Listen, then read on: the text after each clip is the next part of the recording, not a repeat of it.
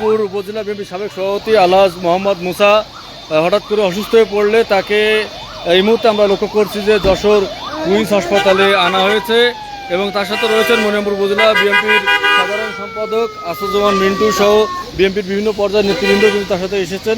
আমরা লক্ষ্য করছি যে একটা অ্যাম্বুলেন্স যোগে কিন্তু তাকে যশোরের যে কুইন্স হাসপাতাল সেখানে আনা হলো। এখন তাকে নামানো হবে এবং তার চিকিৎসা সুনিশ্চিত করার জন্য কিন্তু হাসপাতালের চিকিৎসকের সাথে ইতিমধ্যে কথা বলা হয়েছে এবং তাকে সেখানে নেওয়া হবে।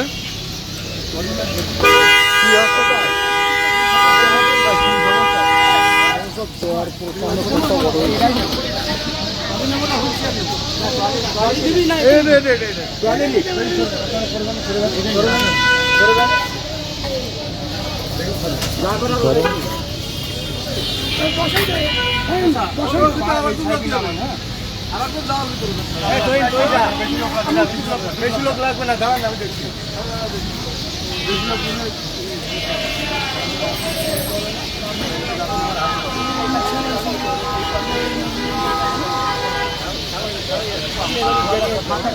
আস্তে করে ঘুরে একটু দিতে পারবেন।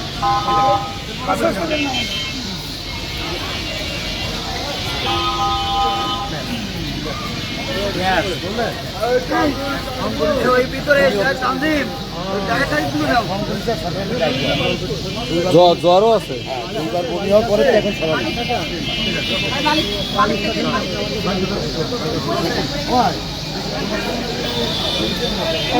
কোন রুমে যাবে নিয়ে যা।